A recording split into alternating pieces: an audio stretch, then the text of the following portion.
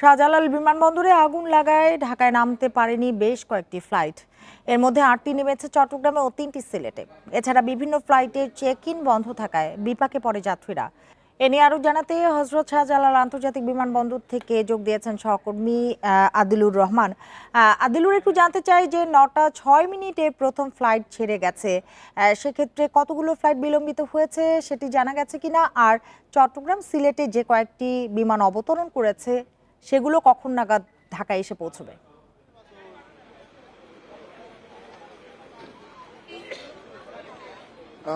দেখুন, কিছুক্ষণ আগে সিভিল এভিয়েশনের পক্ষ থেকে এখানকার সিকিউরিটির দায়িত্বে যিনি আছেন একজন কর্মকর্তা, তিনি কথা বলেছেন এবং একই সাথে ফায়ার সার্ভিসের যিনি মহাপরিচালক আছেন তিনিও কথা বলেছেন। দুজনের পক্ষ থেকে আমরা যেটি আসলে জানতে পেরেছি যে অভ্যন্তরীণ এবং আন্তর্জাতিক রুটের যে ফ্লাইটগুলো, সেই ফ্লাইটগুলো এরই মধ্যে সচল হয়েছে। আপনি যেটি আসলে বলছিলেন যে ৯টা ৬ মিনিটে প্রথম ফ্লাইটটি এখান থেকে ছেড়ে গেছে এবং যে ফ্লাইটগুলো সিলেট এবং চট্টগ্রামে অবতরণ করেছে পর্যায়ক্রমে সেই ফ্লাইটগুলো এক এক করে এখানকার যে শাহজালাল আন্তর্জাতিক যে বিমানবন্দর সেই বিমানবন্দরে এসে পৌঁছবে। তবে কতগুলো ফ্লাইট বিলম্বিত হয়েছে এবং এই বিষয়টি নিয়ে এখন পর্যন্ত আসলে আমরা কর্তৃপক্ষ সুনির্দিষ্ট যে সংখ্যাটি সেই সংখ্যাটি আমাদেরকে জানায়নি। আমরা এটি তাদের কাছে জানতে চেয়েছিলাম, তবে তারা বলেছেন যে এটি তারা পর্যালোচনা করছেন, পর্যালোচনা করে তারপরে জানাতে পারবেন। তবে আমরা এই মুহূর্তে যদি আগুনের ব্যাপারটি আসলে বলি, আমি প্রথমে একটু আসলে কিছুক্ষণ আগে ফায়ারের যিনি মহাপরিচালক আছেন তিনি কথা বলেছেন। তার কাছে আমরা অনেকগুলো প্রশ্ন আসলে রেখেছিলাম যে এই জায়গাটিতে আসলে তারা যখন আসলেন তখন কি দেখতে পেয়েছেন। ফায়ার সার্ভিসের মহাপরিচালক বলছেন যে ফায়ার সার্ভিসের প্রথম যে ইউনিটটি এই কার্গো ভিলেজে এসেছে তখন তারা দেখতে পেয়েছেন যে তখন ফায়ার সার্ভিসের ভাষায় যেটি বলা হয় যে আগুন ডেভেলপ হয়ে গেছে, অর্থাৎ আগুন যেটি আসলে নিয়ন্ত্রণের বাইরে চলে যাওয়াকে বোঝায় সেটি চলে গেছে। এবং তারা বলছেন যে এই ফায়ার যে কার্গো ভিলেজ, সেই কার্গো ভিলেজের ভেতরে সার্ভিসের কিন্তু আসলে কোনো ইউনিট থাকে না এবং ফায়ার সার্ভিসের কোনো যে ক্যাম্প সেটিও নেই। এখানে শুধুমাত্র এই বিমানবন্দর কর্তৃপক্ষের অর্থাৎ সিভিল এভিয়েশনের অগ্নি নির্বাপনের জন্য একটি গাড়ি থাকে এবং তাদের ব্যবস্থাপনাটি থাকে। অর্থাৎ ফায়ার সার্ভিসের কথা যদি আমরা ধরি তাহলে বলা যায় যে সিভিল এভিয়েশন যে টিমটি এখানে ছিল অগ্নি নির্বাপনের জন্য তারা ব্যর্থ হয়েছেন, যে কারণে আগুন খুব দ্রুত সময়ের মধ্যে আসলে ডেভেলপ হয়ে গেছে। আমরা ফায়ার সার্ভিসের কাছে জানতে চেয়েছিলাম যে আগুনের সূত্রপাতটা কিভাবে হয়েছে। তারা বলছেন যে যেহেতু আসলে এখনো তারা অগ্নি নির্বাপনের কাজটি করে যাচ্ছেন, সেক্ষেত্রে আসলে কিভাবে এর সূত্রপাতটি হলো সেটি আগুন নিয়ন্ত্রণ বা আগুন পুরোপুরি নিভিয়ে ফেলার আগ পর্যন্ত সেটি তারা বলতে পারছেন না। আমরা কেমিক্যালের বিষয়টি তাদের কাছে জানতে চেয়েছিলাম। তারা যেটি আসলে বলছেন যে এটির কারণে তাদের আগুন নেভাতে বেগ পেতে হয়েছে এবং তাদেরকে সতর্কতার সাথে কাজ করতে হয়েছে। তার কারণ হচ্ছে অতীত অভিজ্ঞতা যেটি বলে যে কেমিক্যাল থাকলে খুব সাবধানতার সাথে সেখানে কাজ করতে হয়। এর একটি উদাহরণ হচ্ছে চট্টগ্রামের বিএম ডিপো, যেটি আসলে ফায়ার সার্ভিসের কর্মীরা না জেনেই সেখানে চলে গিয়েছিলেন। পরবর্তীতে যখন বিস্ফোরণ হয়েছে তখন আপনি জানেন যে ফায়ার সার্ভিসের কর্মীরা নিহত হয়েছেন এবং সেই ডিপোর লোকজন নিহত হয়েছে, সাধারণ মানুষ নিহত হন।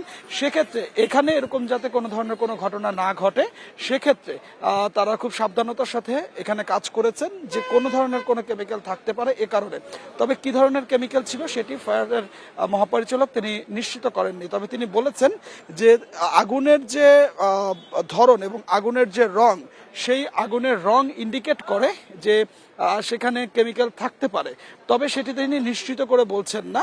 তিনি বলছেন যে এটি পরবর্তীতে তদন্ত সাপেক্ষে বলতে পারবেন যে এখানে কি ধরনের কেমিক্যাল ছিল বা কি ধরনের কেমিক্যাল এনে রাখা ছিল। আমরা তার কাছে জানতে চেয়েছিলাম যে এখনো কেন আগুন পুরোপুরি নিভিয়ে ফেলা সম্ভব হচ্ছে না এবং কেন আগুন এত দ্রুত ছড়িয়ে পড়লো। ফায়ার সার্ভিসের পক্ষ থেকে যেটি আসলে বলা হচ্ছে যে এখানে বাতাসের গতিবেগটি অনেক বেশি ছিল, বাতাসের গতিবেগ থাকার কারণে আগুন নেভাতে তাদেরকে বেগ পেতে হয়েছে। এবং আরেকটি বিষয় তিনি খুব জোর দিয়ে বলেছেন সেটি হচ্ছে যে এই যে ওয়্যার হাউসটি, সেই ওয়্যার হাউসের ভেতরে আসলে আলাদা কক্ষ কক্ষ করে রাখা ছিল এবং সেই প্রত্যেকটি কক্ষে আবার একটি করে দেয়াল তোলা ছিল। তো একটি কক্ষের আগুন নিভিয়ে পরবর্তীতে সেই দেয়ালটি ভেঙে আবার দ্বিতীয় কক্ষে যেতে হয়েছে। তো এরকম যে অবকাঠামোগত যে ত্রুটি এবং অবকাঠামোগত যে অব্যবস্থাপনা, সেই অব্যবস্থাপনার কারণে আগুন নিয়ন্ত্রণে তাদেরকে বেগ পেতে হয়েছে এবং আগুন নিয়ন্ত্রণে সময় লেগেছে। এখন আমরা দেখতে পাচ্ছি যে এখানে সিটি ব্যাংকের একটি শাখার মতো করা আছে, তার সেই জায়গাটিতে এখনো আগুন জ্বলছে। এর পাশাপাশি আশপাশের যে জায়গাগুলো, সেই জায়গার অনেক জায়গাতে এখনো আগুন রয়েছে। আমরা দেখতে পাচ্ছি যে 8 নাম্বার গেটের ঠিক পাশেই আমরা এই সড়ক থেকেই দেখতে পাচ্ছি যে ভেতরে এখনো আগুন জ্বলছে। পাশাপাশি যে ধোঁয়ার যে কুণ্ডলী সেটিও রয়েছে, তবে ধোঁয়ার কুণ্ডলী আগে থেকে অনেক কমেছে, তবে ধোঁয়ার কুণ্ডলী এখনো রয়েছে। আমরা জানতে চেয়েছিলাম যে আরো কত সময় লাগতে পারে। ফায়ার সার্ভিস নির্দিষ্ট করে কিন্তু এখন পর্যন্ত বলতে পারেননি যে আরো কত সময় লাগবে, তবে তিনি তার কথায় যেটি আসলে আমরা বুঝতে পেরেছি যে আরো বেশ অনেকটা সময় লাগবে এই এখনকার যে আগুন এখনো ভেতরে জ্বলছে সেই আগুনগুলো পুরোপুরি নিভিয়ে ফেলতে। এবং এখানে কি পরিমাণ ক্ষয়ক্ষতি হয়েছে বলা হচ্ছে যে আমদানিকারকদের অনেক পণ্য ভেতরে ছিল, সেই পণ্যগুলো পুড়ে গেছে, তবে কোনো ধরনের কোনো পণ্য অবশিষ্ট আছে কিনা, কোনো কক্ষে পণ্য এখনো অক্ষত আছে কিনা, ফায়ার সার্ভিস এ ব্যাপারে যেটি বলছে যে তারা পুরোপুরি নিভিয়ে ফেলার পরে তারা ভেতরে প্রবেশ করবেন। ভেতরে প্রবেশ করার পরে তারা বুঝতে পারবেন যে কি পরিমাণ ক্ষয়ক্ষতি হয়েছে, কোনো আছে কিনা, কি পরিমাণ পুড়ে গেছে, সেটি তখন তারা বুঝতে পারবেন। তবে একটি বিষয় আপনাকে এখানে আসলে বলে রাখি যে এখানে ফায়ার সার্ভিসের কথাতেও যেটি উঠে আসছে যে সিভিল এভিয়েশন বা এই যে কার্গো ভিলেজ কর্তৃপক্ষ এটির দায়িত্বে যারা ছিলেন তাদের অব্যবস্থাপনা ছিল এবং প্রাথমিকভাবে আগুন নেভানোর জন্য যা যা করা দরকার ছিল সেটি তারা করতে ব্যর্থ হয়েছেন, যে কারণে এই অগ্নিকাণ্ডের ঘটনাটি এতটা ভয়াবহ হয়েছে। এবং একই সাথে ফায়ার সার্ভিস বলছে যে এখানকার যে অগ্নিকাণ্ডের ঝুঁকি এ ব্যাপারে তাদেরকে সতর্ক করা হয়েছিল। শুধুমাত্র এটি নয়, এর মধ্যে যে 2-3টি ঘটনা ঘটেছে প্রত্যেকটি ঘটনায় তাদেরকে সতর্ক করা হয়েছিল এবং কি করা দরকার সেটিও বলা হয়েছিল। তারপরে আসলে এখানে তেমন কোনো নজরদারি ছিল না, যে কারণে এরকম ঘটনাটি ঘটেছে।